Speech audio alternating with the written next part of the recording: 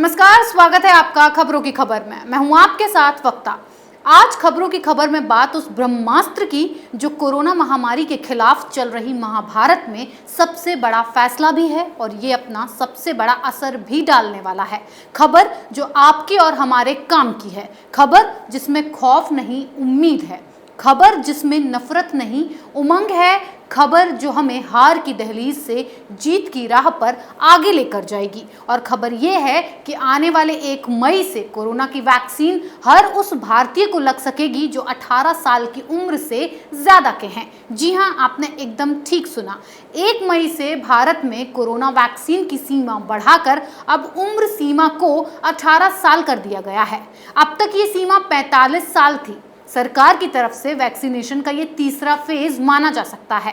पहले फेज में सिर्फ सीनियर सिटीजन्स के लिए वैक्सीनेशन किया जा रहा था। फिर 1 अप्रैल से 15 साल की उम्र तक के आम लोगों को वैक्सीन लगने लगे और अब तीसरी फेज में 18 साल की उम्र तक के नौजवानों को भी वैक्सीन लग पाएगा। लिहाजा कोरोना के खिलाफ इस फैसले को अब तक के सबसे क्रांतिकारी फैसले के तौर पर समझा जा सकता है। पिछले करीब 2 हफ्तों में कोरोना को लेकर देश भर के अलग अलग इलाकों से जो खबरें आ रही थीं वो डराने वाली थीं।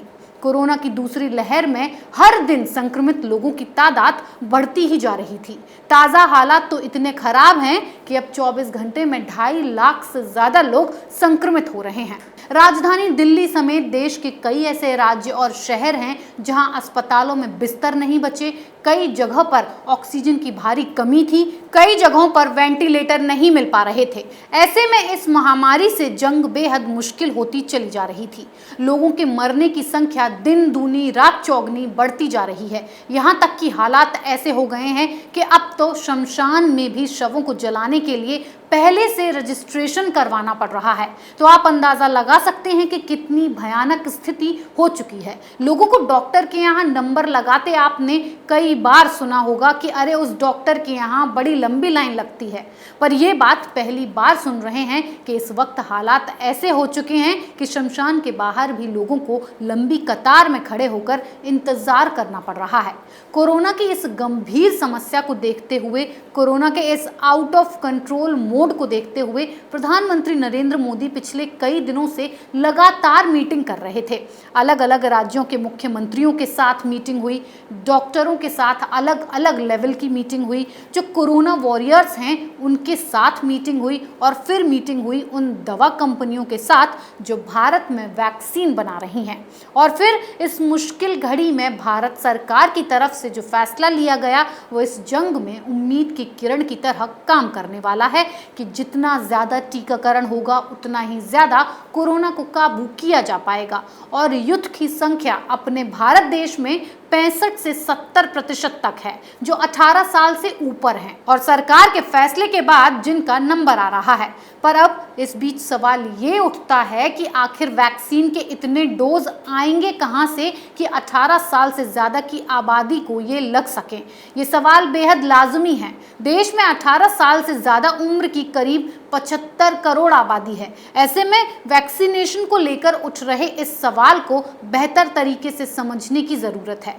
अभी तक भारत में 2 वैक्सीन ही लग रहे हैं। दोनों वैक्सीन को बनाने वाली दवा कंपनियों के साथ प्रधानमंत्री ने जो बातचीत की है उसके मुताबिक इन दोनों कंपनियों को वैक्सीन प्रोडक्शन में तेजी लाने के निर्देश भी दिए गए हैं और उनसे ये भी कहा गया है कि वो अब सीधे राज्य सरकारों से ऑर्डर लेकर उन्हें वैक्सीन मुहैया करा सकते हैं। अब तक के नियम के मुताबिक वैक्सीन केंद्र सरकार के पास आते थे और फिर केंद्र सरकार राज्यों को वैक्सीन के डोज मुहैया करवाती थी, लेकिन अब सीधे राज्य सरकार अपनी ज़रूरतों के मुताबिक अपने अपने राज्यों में वैक्सीन मंगवा सकती है। इसके अलावा जो दूसरे बड़े फैसले लिए गए हैं उन पर भी गौर करना ज़रूरी है। रूस के स्पुतनिक वैक्सीन को हरी झंडी दी जा चुकी है और वो इस महीने के आखिर या अगले महीने की शुरुआत से पहले में भारत में आ जाएगी। इसके अलावा कई दूसरे देशों जैसे अमेरिका, इंग्लैंड और जापान से भी वैक्सीन को लेकर बात आखिरी दौर में है।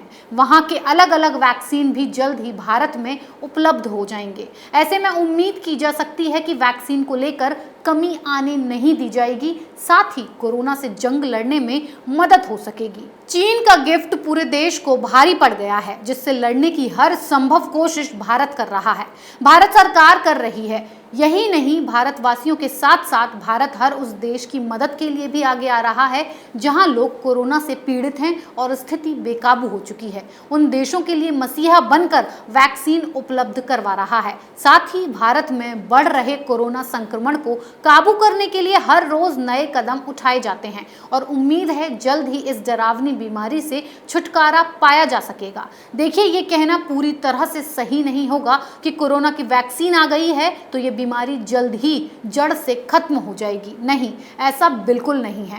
वैक्सीन के आने से ये तसल्ली की जा सकती है कि इस बीमारी का इलाज मिल चुका है और ये बीमारी लाइलाज नहीं है। पर उसके बाद भी भारत के हर नागरिक का ये फर्ज बनता है कि अपनी तरफ से इस बीमारी को लेकर कोई भी लापरवाही न बरती जाए। सैनिटाइजर का वक्त वक्त पर उपयोग किया जाए। जब भी घर से बाहर निकलें, मास्क जरूर लगाएं, या यूं कह सकते हैं कि हम सभी को मास्क को अपनी जिंदगी का परमानेंट हिस्सा बना लेना चाहिए, क्योंकि इसके दो फायदे हैं। पहला तो कोरोना से बचाव है और दूसरा ये कि मिट्टी और डस्ट से होने वाली बीमारियों से भी आप सेफ रह सकते हैं, जो आपके और आपके परिवार के लिए बेहतरीन उपाय है। जिस तरह से कोरोना की दूसरी लहर वापस आई है वो और खतरनाक साबित हो सकती है अगर हमने लापरवाही की, क्योंकि कोरोना का ये नया वायरस पहले वाले से ज़्यादा खतरनाक है, जिसमें कोई लक्षण भी देखने को नहीं मिल पाते हैं। वही साधारण खांसी जुकाम ही मिलेगा। आप ये अंदाज़ा भी नहीं लगा पाएंगे कि आखिर कोरोना हो भी सकता है या नहीं। इस कोरोना संकट से निजात पाने के लिए कई सालों का वक्त लगेगा, जब इस महामारी पर पूरी तरह से काबू पाया जा सकेगा। तब तक हम सभी को मिलकर इस लड़ाई में भारत सरकार का साथ देना होगा और साथ ही अपना मनोबल भी ऊंचा रखना होगा कि जंग में जीत हमारी ही होगी, ना कि कोरोना की।